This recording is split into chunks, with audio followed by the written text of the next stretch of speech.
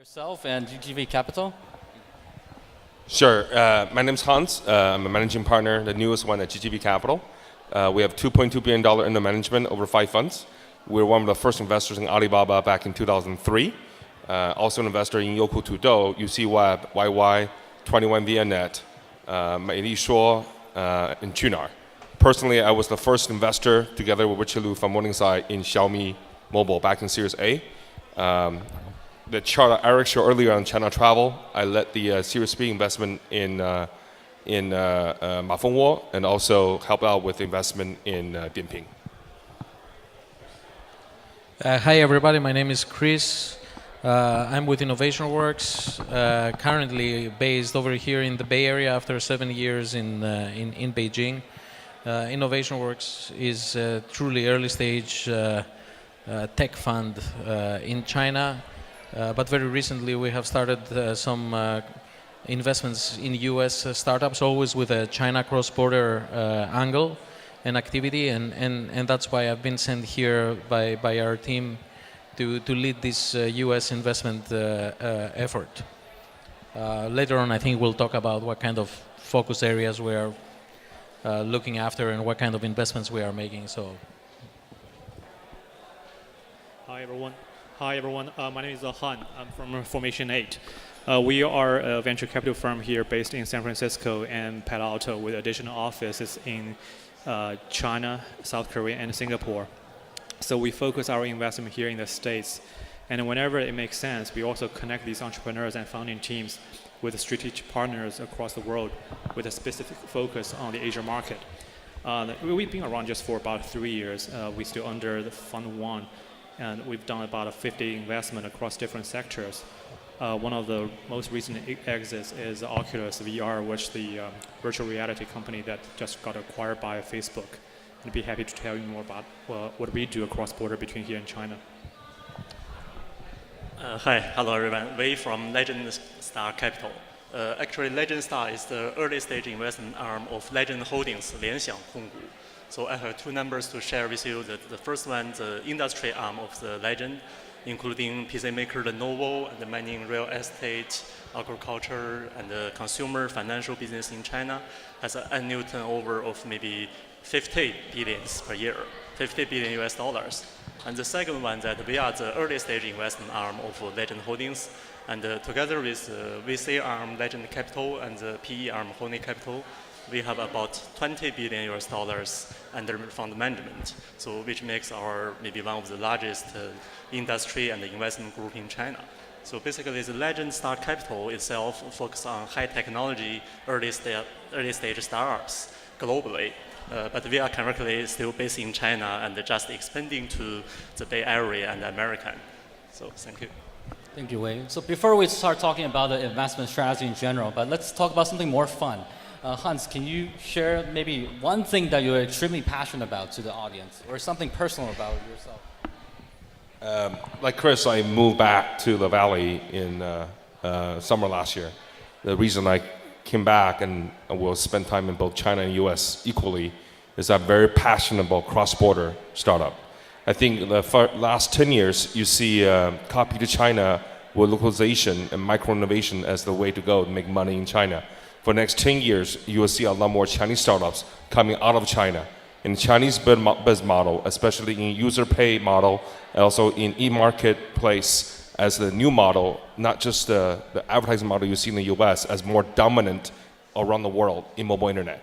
So I'm extremely passionate and happy and excited about the next 10 years because it will be so different than the last 10 years. For myself also, I'm here for exactly the same reason as Hans is, and also because I think we were trying to escape the pollution in Beijing to some extent. But I won't repeat what Hans said because we fully subscribe to everything that he said. For me personally, one sector that I'm tremendously interested in is actually online education. This is my own personal passion, and one of the reasons why I think actually at the moment online education is one of the sectors in the domestic China market that is attracting a lot of venture funding, just especially in the last 6 months. But everything that's being done in China is still very much around Gaokao, the university entrance examinations, and English language learning, and so on. So there's still very limited innovation in this sector. So one of the reasons why I'm very happy to be here is because this is one of the booming internet sectors. It's one of the spaces where actually technology has not really. It's just about starting now to disrupt a very traditional industry, but an industry that leaves you with a good feeling. You know, anybody who's been involved in an education startup in the past knows what I mean. This is the type of businesses that you really enjoy working for, because you're having a great impact to everyone around you, and especially to young people. And in the US at the moment, this is a sector that a lot of very interesting things are starting to happen.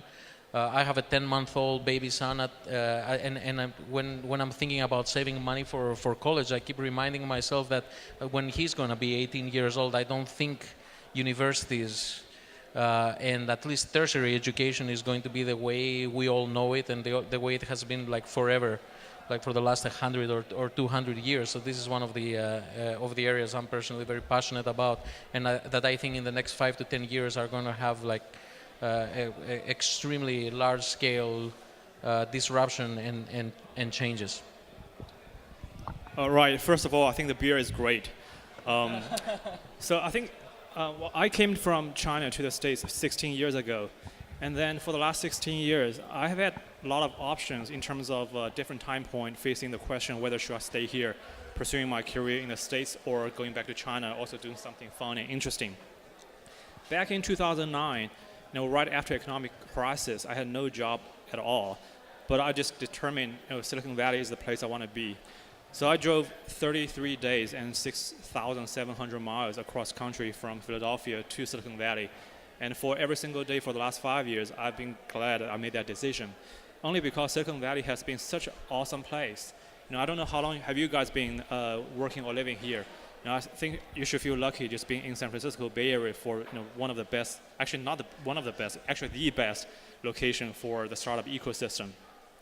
As much as I thought about, 5 years ago, as much as I thought about why Silicon Valley versus all the other startup scenes around the world, and then also thought about my kind of a bilingual or a kind of cultural experience between here and Asia. It also became more and more clear that there was a lot of inbound interest coming from Asia, whether it's South Korea, China, or Southeast Asian countries. All these gigantic companies seem to have a problem.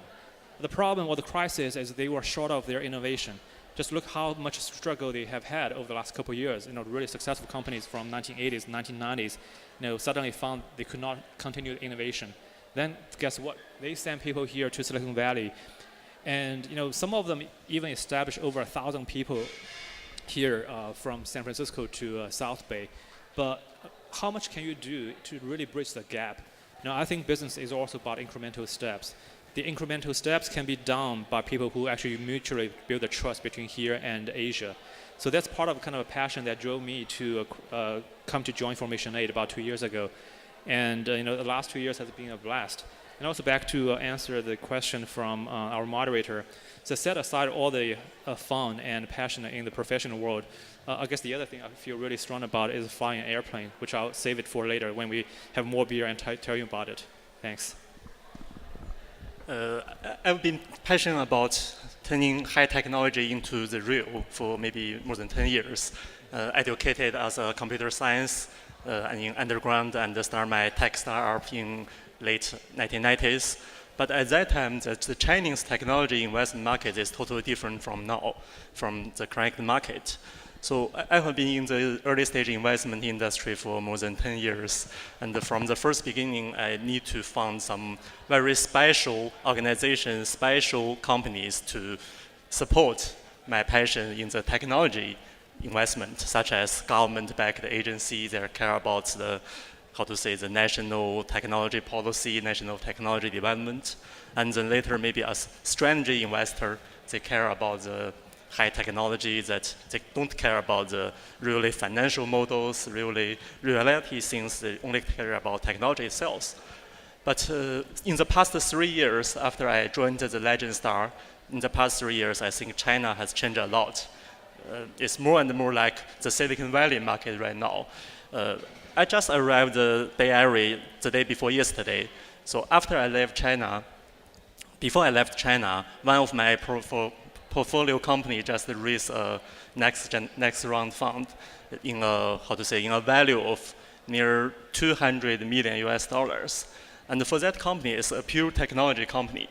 It has no revenue, no income, and even they didn't have the apps, the applications, they didn't have the customers, they didn't have the user numbers. What they have is just the technology itself. I think in the past, maybe 5 years or 10 years ago, there really no possibility for them to raise fund like that.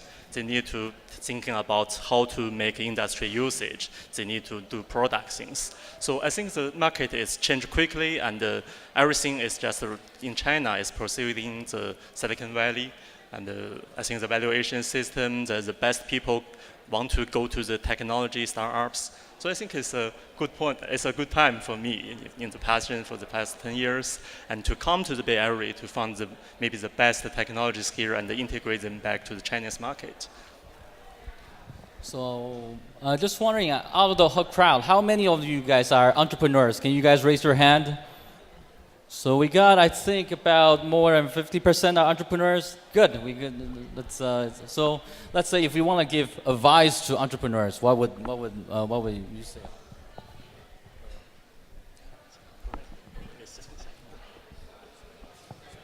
You have to be more specific in what area? In general, if they're interested about U.S. and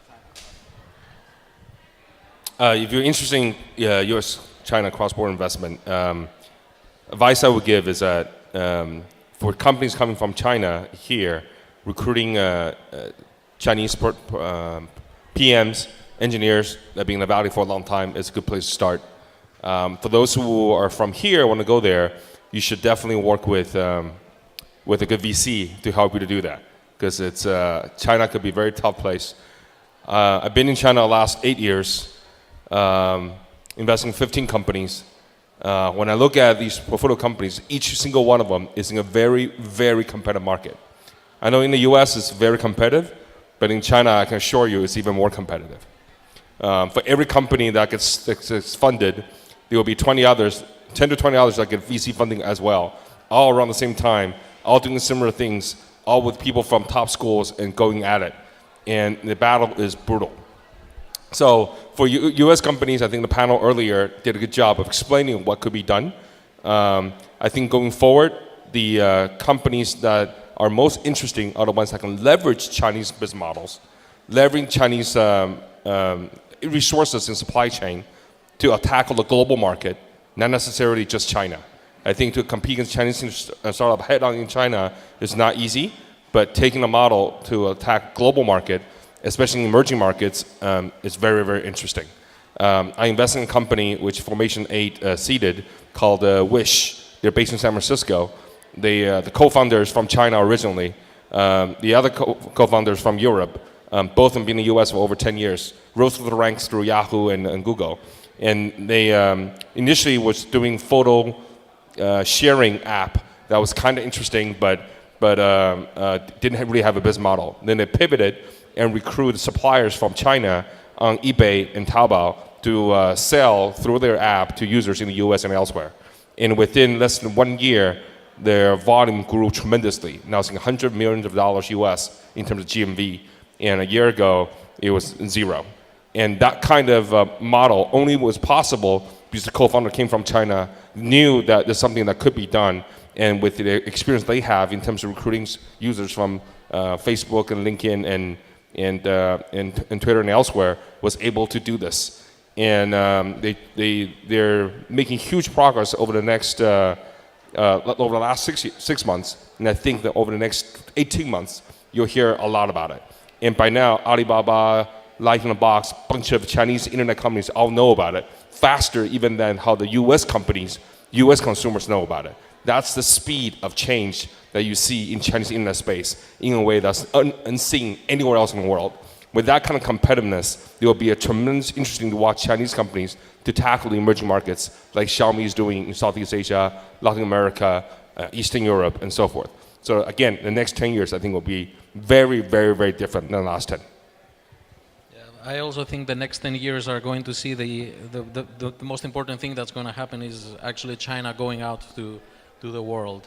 And I think there's a lot of consumer and especially mobile consumer internet technologies that have come out of China that have leapfrogged in a lot of ways their US counterparts.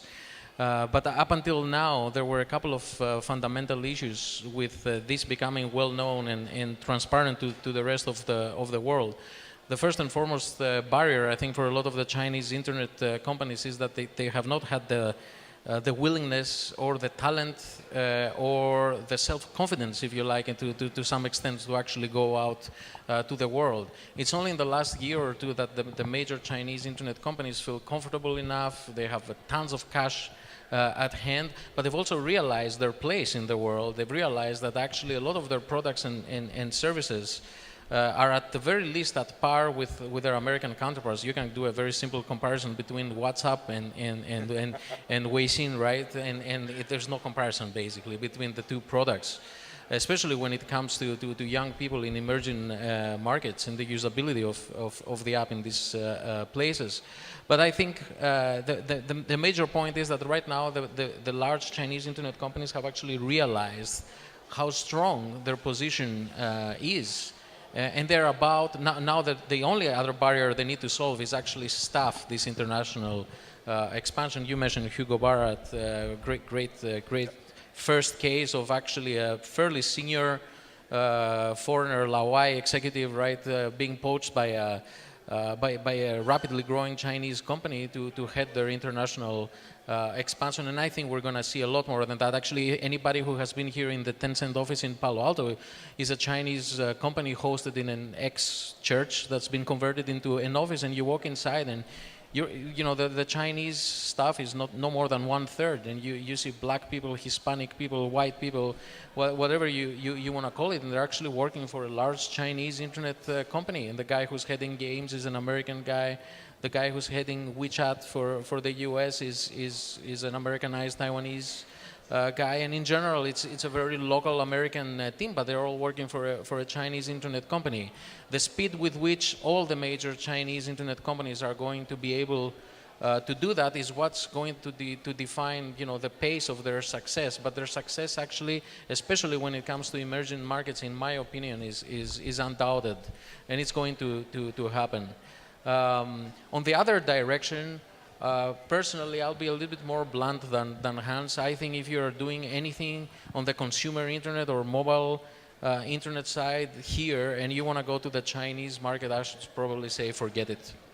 I don't think that it's possible today to effectively compete with what's happening over there for the reasons of competitiveness that Hans mentioned. But it's also a market that is so tough to understand, that's changing so rapidly. You just don't, unless you have like 15 to 20 year patience and also the capital to back that kind of patience, I don't think this is something that's worth the while of any American internet company in these spaces. Now that's easier said than done because a lot of people see China in the map, they read so much about all their statistics, the amazing market size, and they feel very bad to stay out of it.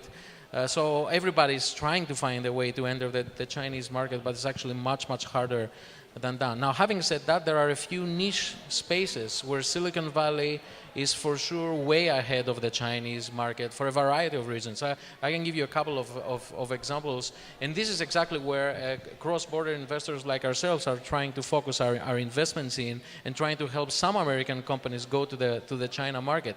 One that I would mention is the entire enterprise cloud, the B2B side of software. China doesn't have a Salesforce.com. It has very few CRM options, productivity tools, real-time communication tools for the enterprise. Why? Because Chinese, especially on the long tail side, the Chinese small to medium-sized enterprises they're not used to paying for software. They haven't ever paid for software in what they're using on a day-to-day basis. But little by little, this is coming. You know, it's when a country is growing at 10% annual growth for the last 30 years, and you are a small to medium-sized organization, you very much worry about your top line growth, about whatever boosts your sales and your revenue. But right now that this growth is being shrinking down to 7 or 6% or whatever you want to believe the Chinese government numbers that we are all being given, for sure people are going to start thinking about increasing efficiency, increasing their own productivity, and this is I think the deciding factor that is going to start spearheading the whole B2B space. Now, having said that, in China for the next 5 to 10 years, even in the B2B space, you are not going to be able to sell software as a service purely online like we are selling software online in the US. You'll still need to be able to build a sales force and go door to door to in the beginning at least, to sell this kind of software. I mean, case in point, we have a portfolio company at InnovationWorks, which is very similar to the type of service that Cloudflare is offering here. Cloudflare probably has no more than a 5-person sales teams in the US, and they cover almost not only the entire US market, but also the entire world. Our portfolio company, Anquanbao, has close to 90 people. 60 of them are salespeople because they really need to go door to door to sell their service. But having said that, the entire Chinese market hasn't even started in terms of the enterprise software, and a lot of people forget that enterprise software overall is actually a bigger industry than consumer internet. And there are other cases. I think, for example, connected devices, Internet of Things, wearables, where everything is being designed still here, everything that is innovative is being designed here, but everything is manufactured in China, and a few other such sectors. So China has not leapfrogged in every single way. There are still tremendous amount of innovation and activity that is happening here that has a space in the Chinese market. But I would only be very, very selective in what sectors make sense on that direction. Cool. So yeah, I totally agree with Chris and Hans. I think they point out a lot of these challenges and also opportunities of cross-border in China and the States here in Silicon Valley. So what I want to do is just add on top of those points and talk about the question or the answer to the question how. It's pretty clear the market trend is true and it's all real, and you want to do something about it between here and Asia, or especially China market. So I would say, the really number one thing is to build your team cross-border functionality. When it comes to today's world, I think I've seen a lot of startups, whether it's the Chinese returnees or just pure, college graduates from Stanford or Berkeley. I see that in a way that they are very strong in one dimension. Often that's just technology. But we are not talking about just building a product. We're talking about building a multinational company that tackles a problem between here and in China. So to start with, I think it's actually a very important job responsibility for the founding team to actually recruit these top talents. And I would even make an argument today if we actually split the audience left versus right? The 4 of us can give each part a total of, let's say, how about $2 million? And then 12 months from now, I think the 2 teams, even though you have the same IP, the same business plan, the outcome after 12 months would be very different. I would argue a lot of that difference is caused by the way how you recruit your talents and whether you can build your team efficiently. It's actually more important when it comes to cross-border opportunities. There's also the kind of the nervousness or the sense of urgency, and whenever you get to China, the IP gets stolen the next day. Or on the opposite side, there's also the naive thought about you go to China with some cool app, it's going to also go skyrocketing. Now, obviously, those 2 extreme ideas are not going to fly. And so between here and Asia or China, what kind of incremental steps do you actually have to take? Now, I think a lot of that is through the partnership down to the individual level, especially building the connection with the investors like some of us or other colleagues in the community, or even when it comes to the individuals who know or they have done work between here and China. Those actually are the talent you have to seriously treat and talk to. And those are the guys who are going to bring you a lot of insights. Now, for example, one of our strategic partners is actually from South Korea. They've put 1,000 people in Silicon Valley taking all kinds of different technology innovation or open innovation initiatives. And I think I've seen people from 5 teams within the same organization that are mission with a task of open innovation. But if you were an entrepreneur, which is the right guy to actually talk to engage. You cannot just stick a logo to your fundraising slide deck. Look, we've talked to that company. That's why we are getting serious thoughts. In reality, we know you're not talking to the right person. So a lot of these incremental steps that you're going to take between here and China, I think they often ignored or underestimate. But I think when it comes to reality, when it comes to some real successful companies, I think what they've done, part of this job, is to take those step by step, and eventually, that becomes a very gigantic leap. Okay, I think I have no more points to add, but basically speaking, that I think the positive aspect is that China has changed a lot, not only in the consumer internet aspect, in the SaaS aspect, but also in some more traditionally advanced technology aspect, like maybe new materials, like smart buildings, maybe like the medical devices. All these areas has been changed to that can take more advantage from advanced technologies. They can spell which one is the advanced technology, and they want to cooperate with maybe the Silicon Valley-based technology to make good joint ventures. But in the negative aspect, that like the other panelists said, that in China there are still many traps of that you cannot depend on, you found a single partner or a single employee to deal with all of that. So I think maybe it's a good choice, a good approach to find some joint ventures partners and to depend on the, entrepreneur platforms, entrepreneur society in China, that they have many overseas retained professions and maybe other high technology entrepreneurs that has suffered a lot from the traps that you will see in the future. I think that will help. So because we're almost out of time, I just want to leave at least some time for the audience to ask questions. Anyone want to ask, asking a question to the panelists here?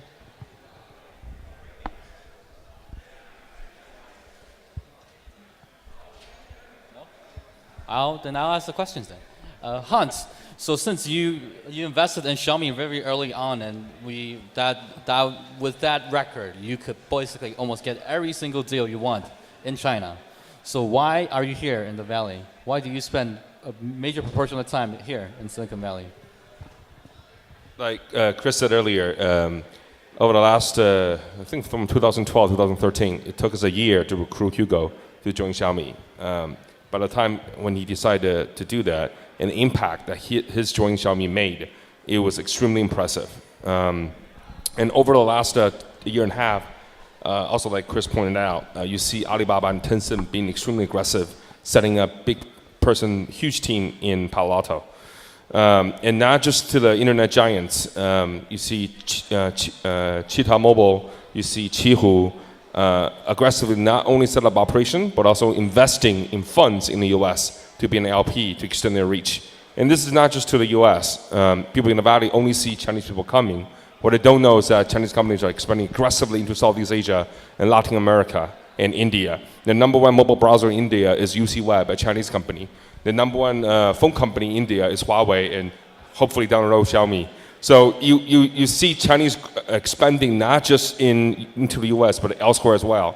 And for us who have ties to the US and who have been in China for a long time, we want to know where are we going to be competitive over the next 10 years? Are we going to be helpful to these companies as they expand? If we want to be helpful to entrepreneurs here in the US as they build a global business beyond just the US, what kind of help can we provide to them? These are issues that I think about. I'm sure Chris thought about as well, in addition to the personal family reasons, that we think the next 10 years, again, will be very different than the last 10 years. So VC have to change as well. It's easy to say we're going to stay in the Valley, invest in interesting people coming out of Berkeley and Stanford, but that will not be the only game in town over the next 10 years. It was the game for the last 30 years. And as the world changes, thanks to mobile, thanks to internet, thanks to Steve Jobs, there's so much more that we can do. And by being in a global platform, I think it's our time. Thank you, Hans. So Chris, I have a question in regards to, I know Innovation Works has really 4 sole focus on what you guys want to invest in, including enterprise, including development tools, education, online tech, and wearables. how did you and InnovationWorks figure out these are the 4 areas that you guys want to solely concentrate, invest in? Yeah, because they are all in their own way underserved or overlooked to some extent at the moment in the domestic China market. And there are all sectors where an American company, a leading American startup company with adequate financing and the right type of founders teams, if they move fast enough, they in these particular sectors, they may still stand a chance to take their business over to China. We're talking to entrepreneurs. Actually, I've been very surprised, positively surprised in the last few months that I've come over here from Beijing, in terms of the amount of startup founders in the Bay Area that think of China as the next go-to market immediately after the US market. It's in everybody's mind. Now, there's obviously a self-selection issue with us because we're obviously, as InnovationWorks, talking to entrepreneurs that we've kind of screened that would have this kind of mindset. But this is something that I see in all my meetings. Everybody's thinking about China. Everybody wants to be able to do something in China. But for the 4 sectors that you just mentioned, for developer tools, it's very easy.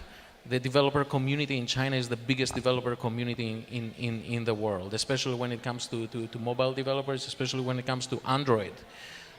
So anybody here who builds next generation, for example, next generation analytics tools, any kind of interesting SDK, API, data science as a service type of tool, you can immediately take them to the domestic China market. And it's actually the type of software that also doesn't need to be localized so much, doesn't need to be translated, doesn't need to change much, because the developer community in China is actually much closer in terms of mentality and the way they work with their peers abroad. Case in point, we have invested in a company here called Camcord that is building an SDK for mobile game developers, co-invested also by Tencent in this particular case. And they're, within their first year, they already offer their solution to Chinese developers. They don't need to wait. It's ready. It's there. They can use it. There is no, because what they're building is a little bit more challenging from a technology point of view. There has not been yet a Chinese startup that is building the same type of service. There are a couple actually now that are coming out. But it makes sense for that company to go to the Chinese market. On the B2B side, I think I said why before. On the wearables and the Internet of Things, like connected devices, the first and foremost reason why it makes sense for a Chinese investor to invest in such companies over here is because the vast majority of these things are being designed here. The most innovative devices are still being designed and thought of and conceptualized in the US, but they all need to be manufactured in China.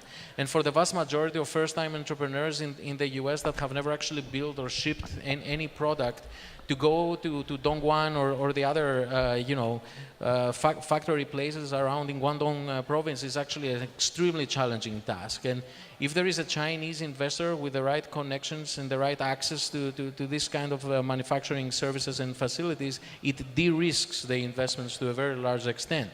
But there's a second reason why, because for the majority of these devices, in a year or two from now, the consumer market in China will be probably the biggest consumer market for them.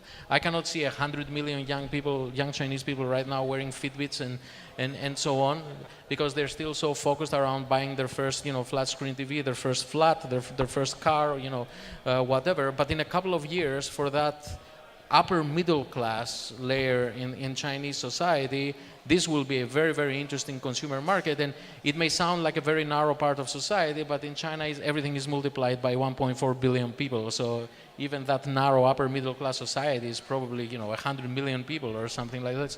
So in absolute terms, it's an extremely interesting market for a lot of these devices to be sold to. And last but not least, online education. As I said before, a lot of things are still in China focused around the Gaokao, the university entrance examinations, and also the English language learning. But actually, online education is so much larger than that. They have such a big problem with unemployment for young people. Graduating with a university degree, especially from a tier 2 downwards, university degree in China at the moment is like a piece of garbage, basically. This diploma. So young people are gonna need to find additional ways of getting the skills that they need to get into the job market. So this is gonna be, in my opinion, a huge opportunity. Yeah, just to add what Chris is saying on connected devices. For example, Xiaomi has invested almost 30, 40 companies in China in different verticals across different categories, from health to wearables to smart home gadgets and inside the cars, etc. And most of these product guys are focused just on Chinese market, and the price is very low, costs like around $10, $15 US. And the Fitbits of the world is priced very high at over $100 US. At some point, you will see something similar to all the wearables or smart gadgets of iPhone, Samsung, Xiaomi type of situation, in which the top brands, expensive ones, yes, you have your own market, but there'll be more people who can manufacture just as good a product at 1/3 of the cost that will be able to tackle the global market. In China, there's a concept called 屌丝 users. Everybody who lives in China know what that means. And I tell you right now, the reason I can say China is different, the reason why Chinese company can compete globally, is that around the world, there are many more 屌丝 users than there are, rich American consumer users. Even in the U.S., half of the people that the Facebook, LinkedIn, and Twitter made products for are the upper half. Because in the U.S., the top entrepreneurs all come Stanford, Harvard, Ivy League, and Berkeley. Most of them anyway. Most of these entrepreneurs do not understand how DLC users in the US behave, let alone the rest of the world. And that is a huge market that the Chinese internet companies over the last 10 years have learned how to do, because most of these Chinese internet entrepreneurs are DLC users themselves. They know how to get those users to want to pay money, because advertising revenue is very small in China in comparison to what it is in the US. As a result, we learn how to get users to want to pay for you. Over a period of time, that knowledge can be transferred to other DLC users worldwide. And around the world, yes, there are cultural gaps, but DLC users are still DLC users. You can figure out the right local team, how to put up the right UI, the game mechanics, the monetization mechanics are strikingly similar, just with a different twist. So this is why the next 10 years, in our minds, going to be very different than the last 10. If you read Clay Christensen's book from Innovation's Dilemma from 10 years ago, that is never more true than it is today and for the next 10 years. Thank you. Because we're almost out of time, if you guys are interested, how did Han and Formation 8 invested in Oculus, please talk to him afterwards. Yes. And Wei, they built a so awesome community for entrepreneurs. If you're interested to learn more, please talk to him afterwards. And please give a round of applause to all the amazing panelists today.